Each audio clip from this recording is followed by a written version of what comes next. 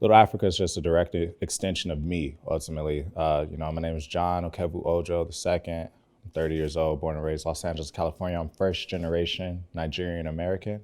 So, Little Africa ultimately is my explanation of what it is to grow up in a culture that ultimately, like, I grew up in a like duality, So African American culture and Nigerian culture, both infectious, you know what I'm saying? So when you really look at the black race or black people as a whole, we're an infectious people. Our essence, our culture, our everything can be felt all around the world. So when you break down Little Africa, it's like Nike, just do it. So it's Little Africa, Soul Made Global. So the Soul Made Global aspect speaks to how we're a global people. Our culture is infectious. We're felt all around the world.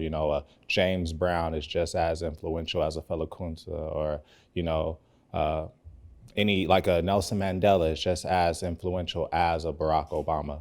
So it's just like more so telling that story through my perspective, growing up in Los Angeles, California, South Central to be exact. I have not had the chance to go to Nigeria yet. So ultimately, Little Africa is me saying what Africa is to me, being Nigerian American, South Central born and raised, African American. Little Africa to me is, the South Central culture that I grew up around, or the African American culture I grew up around, while still being heavily influenced in my African American roots, while still being in Los Angeles. So it's just it's a coming of age story of a young man. No, I'm just playing. But nah, it's just more so, it's me just giving off my flavor, my essence through my branding, more so through my perspective, through what I see LA to be. It's an acronym, Little Africa LA. It's a play on words.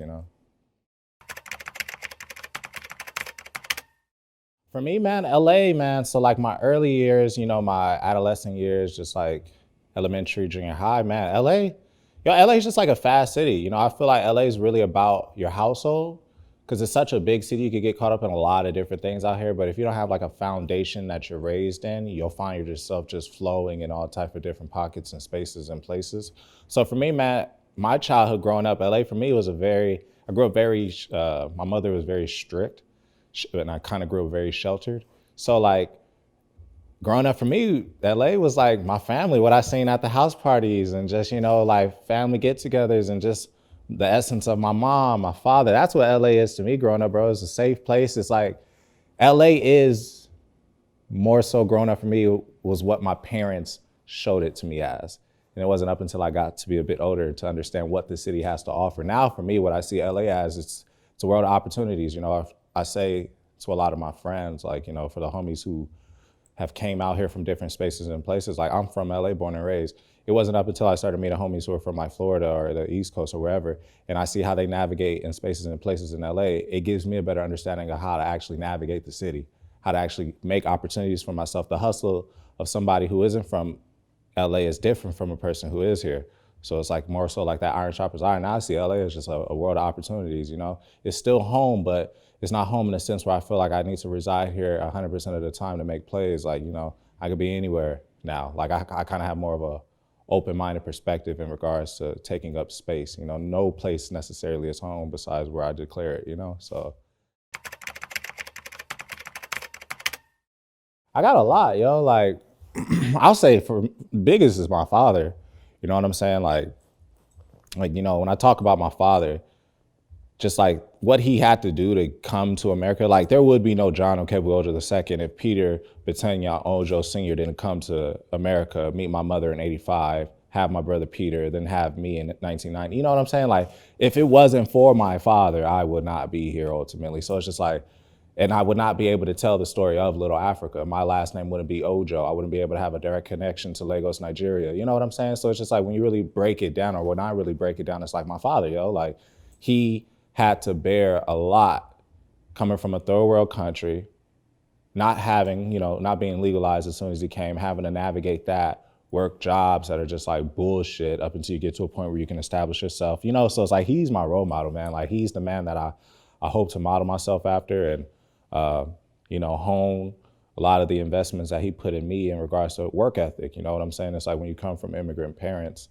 you just know a work ethic. You know to work. You can't get anything without work. So it's like he's my role model, man. He's who I try to mimic myself after, and man, I love him, man. He just taught me so much. Just him being him taught me so much, you know what I'm saying? And his courage is my pops, man. Like, so, like, you know, it's funny. Like when I was a shorty, pops used to tell me, like, you know, cause like pops always had flavor, you know what I'm saying? Like always had a Benz since I was a shorty. Like he just always taking care of himself. There's never been a time where I've seen my dad out on his ass. And even if he was to be out on his ass, he would never project that energy off on us. You know what I'm saying? Like he'd take it like a man, take his L, sort through it, and figure it out. And even to this day, you know, I still see him doing that. So it's just like, man, he's the OG. He's the real OG. Nike, man. So for me, bro, like what? Nike is everything, dog. Like my childhood is Nike. You know what I'm saying? Like even me loving Starter, you know what I'm saying? Because I wore a lot of Starter as a kid. You know, I couldn't afford the Nike sweatsuits. But Starter was more so an extension of a Nike, even if it wasn't under the same umbrella, but the essence of what they were making. You know what I'm saying? Like it's sports apparel, but it's like when you think of sports apparel or athletic leisure apparel, or just tennis shoes. Like the first thing that comes to my mind is Nike, man. Nike is everything, dude. From just like what they did with Mike early on with the advertisements for just Jordan Brand, bringing on Spike Lee, man, bringing Kobe in after Adidas, like, you know, just everything that they do, bro. Nike is fucking everything. Their archive is untouchable. You know what I'm saying? They can bring anything back from the archives and everyone will go crazy for it. All the 90s signature pro models that they gave to Penny, Charles, you know what I'm saying? Like these shoes are timeless, bro. Like Nike, man, off top. For me, dude, it'd be archives. I'm going in archives for sure. Like I wouldn't want to create a shoe. I would kind of take a virtual approach, kind of take a model that I like love and just, you know, tweak it a bit, you know, put a bit more ism into it, more player. Probably do some like real player ass track suits, you know what I'm saying? Like real, you know, 90s flavor, you know what I'm saying? Like dope boy flavor, you know? Like it'd be a lot of that for sure. Yeah, real Southern, you know what I'm saying? Southern, East Coast, you know, like dope boys 80s vibes, you know, Ace vibes, you know, LA on some just like South Central, you know, late 80s, early 90s, you feel me? Just the whole swishy sweatsuit, you know, like that flavor, you know? Like, yeah.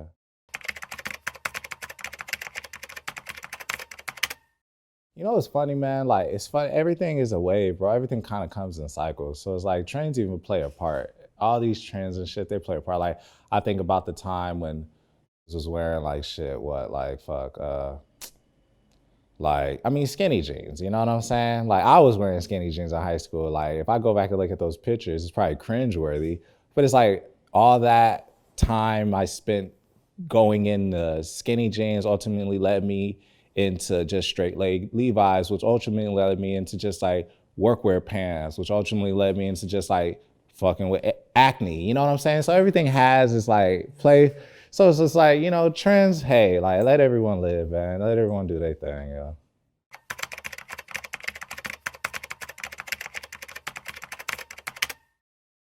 Inspiration and imitation, man. Like it's one thing to be inspired by something and take subtle cues, you know?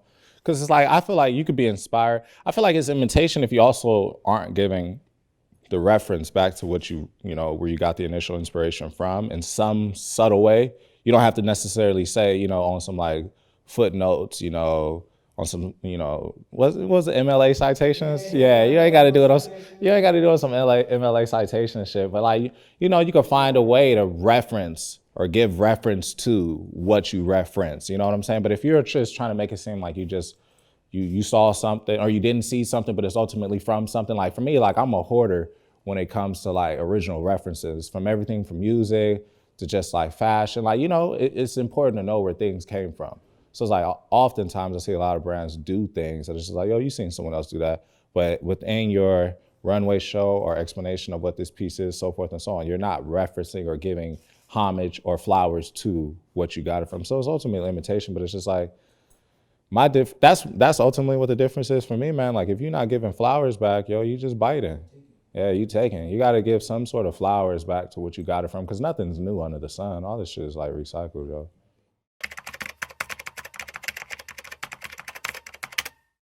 Yo, shit. So man, I was working at Stamp, yo, the store off La Brea, and You know, it's funny, man, when you have an idea, and I know for me, dog, I've had plenty of ideas that I never saw through. You know, like, but since I was 16, I wanted a brand. But like, you know, when you don't have the means or knowledge, you know, you're just running off ambition, overzealous emotions, and not really like any practical means or applications to make it happen.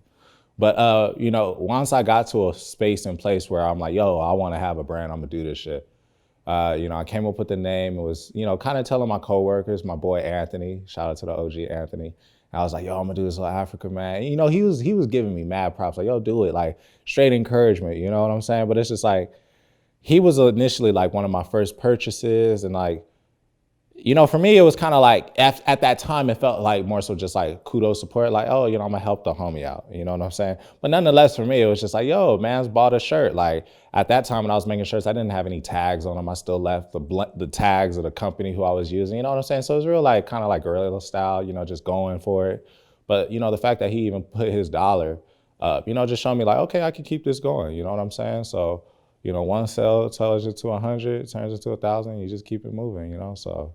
Yeah, that was a really rewarding moment because after so many ideas of wanting to do something, but actually seeing one idea through and having someone pay you, it's just like, wow, like, okay, the thought turned into material, which turned into me getting a compensation back. You know, it's just like, it just kind of reaffirmed like, yo, my thoughts have power, my actions have power, and I could bring the things I want to me through my efforts, you know?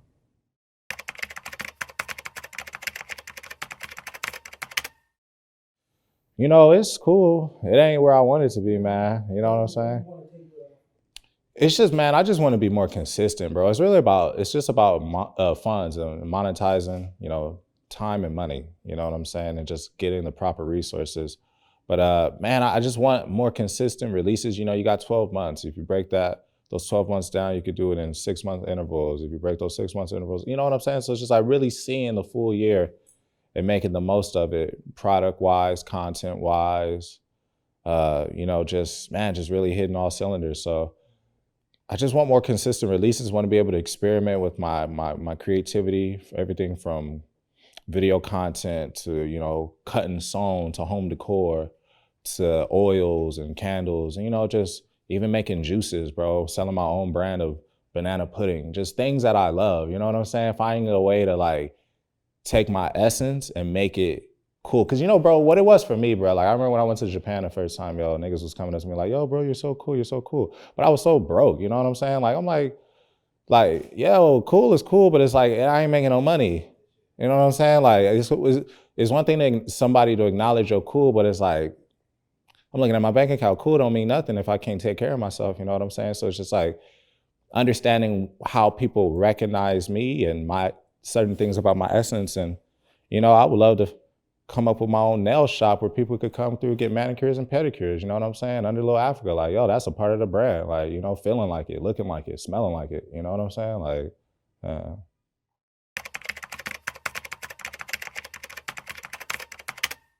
like growing up in the city, bro, coming up in LA, public school, LAUSD, LA, Los Angeles Unified School District, man, is a mother. You know what I'm saying? And like, you know, me being transparent, you know, I got held back in like the first grade, you know, then I also, when I was supposed to be in the fifth grade, got held back to the third grade again, you know? So like these moments and times in my, you know, childhood ultimately kind of like hindered my confidence in regards to my learning. You know what I'm saying? Like, and LAUSD will not take the time to recognize, okay, this kid has certain things about him and actually deal with them in these areas. You know what I'm cultivate them. Like they'll just let a kid be whatever and whatever stigma or whatever is on them. So it's just like LAUSD is a mother, bro. That shit has the potential to, you know, shipwreck people's lives. You know what I'm saying? Like, because I mean, ultimately for me, like learning and shit, my confidence from learning came from school. You know what I'm saying? Like that shit didn't come from my household. You know, my parents didn't have the time to like sit down with me and teach me all these things. You go to school to learn, you know what I'm saying, ultimately. So like the uniform tee for me, bro, was a full circle moment. And, you know, being in like these special ed classes and all that shit and having kids call you retarded and all that shit, you know what I'm saying? Like, it's kind of like when you do something cool and you see where those fucks are at now, it's just like, who was I to even let what you were saying to me affect me? You know what I'm saying? Like, and it's just like, I'm making something now. that's bigger than that moment of me feeling like, yo, I'm like this special ed kid who's never going to be cool or whatever the case is. You know what I'm saying? And it's like, yo, I'm paying homage to just like that little, 12-year-old kid who was kind of, doubting himself and just like unsure. You know what I'm saying? Like, yo, uniform tee, yo, like, yo, this is paying respects to just like that kid. You know what I'm saying? Like, I'm not him. Like, I've outlived that moment. This is the stamp signifying that I did, like, yeah. Man, it's crazy. So I'll say like 12 to 16, bro, because those were formative years, man. Because like my mother passed away when I was 12. And then it's like, I remember like when I was 16 was my first time seeing Bape in person, real Bape. Everything prior to me seeing Bape was online because there was no vendors out here selling, like no stores selling authentic Bape out here at that time. So those years, bro, was very formative. And it's like, if I could go back and tell Shorty, man, like, you're him, dog. Like, don't ever doubt it, man. Like, you go through those growing phases, you have your glow ups. Like, I say this, man, if you were a kid who felt like you were him early, you're not going to be him later in life. You know what I'm saying? It's like, if you always had the girls and shit like that, I was a late bloomer, bro. So I'm thankful, man. I'm thankful for just like that late blooming stage, the awkward phase of just, crooked teeth and like being, skinny and just, like not knowing how to feel like it, but now I'm knowing how to be it. So it's like, man, I'll tell Shorty like, dog, you're great, man. Don't ever doubt yourself. You feel me? Like everything is gonna work out in due process, in due time, dude. Like everything is written and you are him. Like don't ever doubt that shit, bro. You are him to the fullest.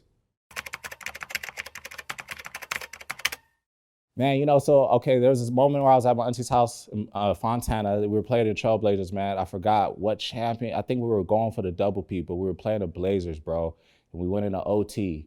But Kobe hit this fucking three, bro, where he was at the top of the key. He pump fake and then kind of like went around dude and then just like shot it all net. It's like, fuck, bro. Like, you know what I'm saying? It's like, Kobe, bro, like as a shorty in LA, there was nothing you could not see Kobe doing. And he constantly proves it to you time and time again. Like he's the best, dude. Like number 8 Kobe. Then he switches it to 24. You're unsure. Like, dude, what is he going to do in 24? I'm so used to seeing him at 8. Then he just does numbers again, bro. It's like Kobe, but he also just had that mentality of poise in regards to like, he talking shit on the court, but when it came time to interviews, it's just, that different beast, same animal. You know what I'm saying? It's just like, he's just like, yo, the job's not done. Like, he's just about the work, bro. So it's like, that just speaks to LA, man. I just feel like he embodied LA, even though he's from Philadelphia. You know what I'm saying?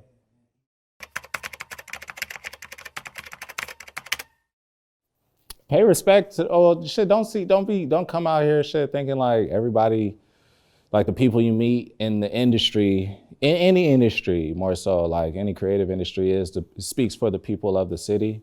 You know what I'm saying? Like, LA is a real, like, I always say this, people south of the 10 are the backbone to anything north of the 10 freeway. You know what I'm saying? So it's like the people who are just like, regular folks out here working regular blue collar jobs, that's LA. That's ultimately what LA is. LA is a place where it's about the work, but ultimately since there's Hollywood Tinseltown, people have a tendency to feel like you could come out here and be whomever you want, which you can, respectfully so, you can. But let's keep in mind, yo, there's real people who are born and raised who just know what they know out here. They may know only South Central, Santa Monica, whatever. It's just like, not everybody is here on some like trying to be this mega whatever. You know what I'm saying? You got real regular down to folk people out here, yo. So just like pay homage to those people, realize that, we do exist out here. You know what I'm saying? You got some real regular folks out here who are just about, what they know. And it's like, that's okay too. You know what I'm saying? Like,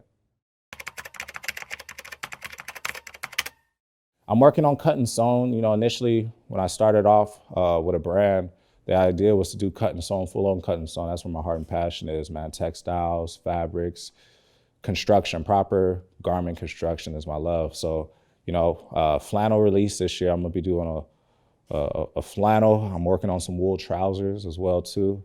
I want to pay homage. Like I want to make cut and sewn pieces this year from using West African fabrics, making tote bags. I want to do rugs, candles, man, incense burning chambers, bro. I just want to, ultimately, Little Africa this year is bringing it more into a lifestyle presence, bro. Like everything Little Africa, bro. You could do Little Africa in anything, man, from washing your hands with a certain type of hand soap to, drinking a certain type of alkaline, acidic water. You know what I'm saying? It's just like, I want Little Africa to just speak it to a lifestyle presence, bro. I want people to find their lifestyle in Little Africa,